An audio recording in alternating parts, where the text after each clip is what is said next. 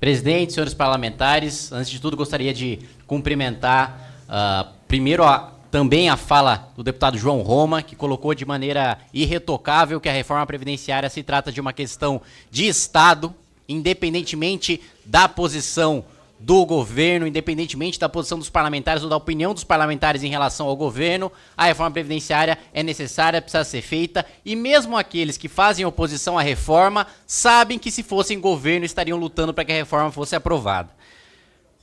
Outra fala que gostaria de exaltar é do deputado Marcel Van Hatten, que com a mesma lucidez levantou a necessidade da gente arrefecer o clima aqui no parlamento e fazer com que a gente faça o mais rápido possível que essa reforma ande. Como muito bem dito, se não for aprovado, os prejudicados, né, ao contrário do que se diz, serão justamente os mais pobres. E para finalizar o setor de elogios, gostaria de também elogiar o trabalho do deputado do secretário Rogério Marinho, que não só conduziu de maneira magistral a reforma trabalhista com o fim do imposto sindical, como agora também conduz a reforma previdenciária e apresenta um texto que não só combate privilégios, como apresenta uma nova perspectiva de uma nova previdência para as novas gerações. Feitos os elogios, parto para as críticas, senhor presidente. Acredito que uma das coisas que mais prejudica o debate nessa casa é a mentira, né? E a partir do momento em que o líder da oposição, o deputado Alessandro Molon, vai ao plenário, como foi na semana passada, e coloca o convite ao ministro Paulo Guedes como uma vitória da oposição, quando na verdade foi aprovado por unanimidade por esta comissão, por parlamentares do PSL, por parlamentares do Democratas, por parlamentares do PRB e diversos outros que não são de oposição, isso evidentemente apequena o debate dessa casa, apequena o papel dessa comissão, porque não é mérito de A ou B querer debater a reforma previdenciária. Aliás, se fala muito e se falou muito de que não se conhece os números da reforma previdenciária. O que é engraçado, porque as mesmas pessoas que falam que não conhecem os números da reforma dizem que 90% da reforma vai ser paga pelos mais pobres. Ora, ou vocês não conhecem os números, ou 90% do prejuízo da reforma vai passar para os mais pobres. E eu não sei de onde sai esse 90% a partir do momento em que o nosso sistema previdenciário é hoje o maior causador de desigualdade social do nosso país.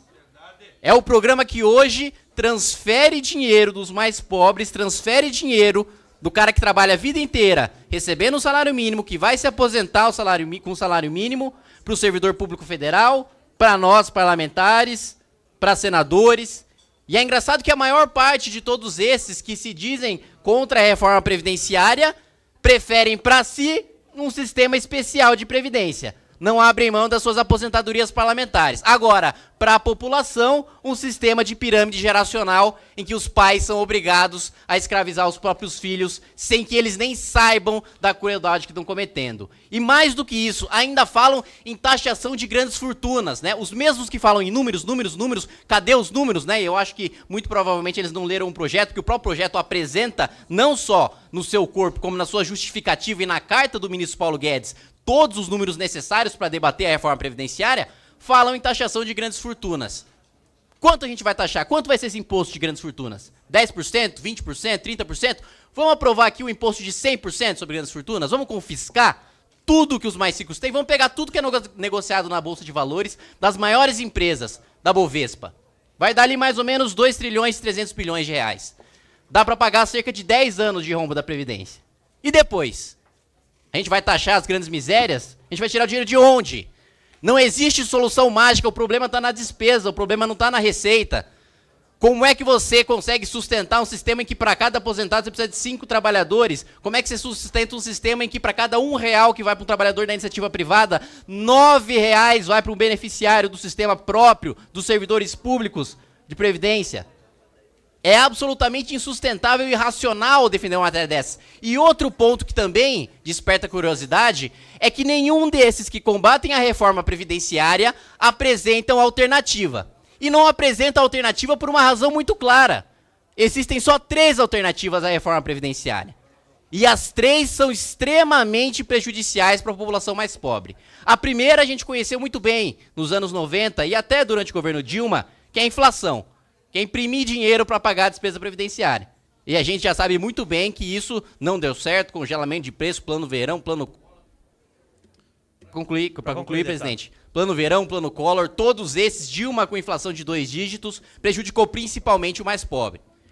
O segundo ponto seria aumentar imposto. E hoje quem já paga a conta da Previdência é justamente o mais pobre, porque o imposto não está nem no patrimônio, nem na renda, está no consumo.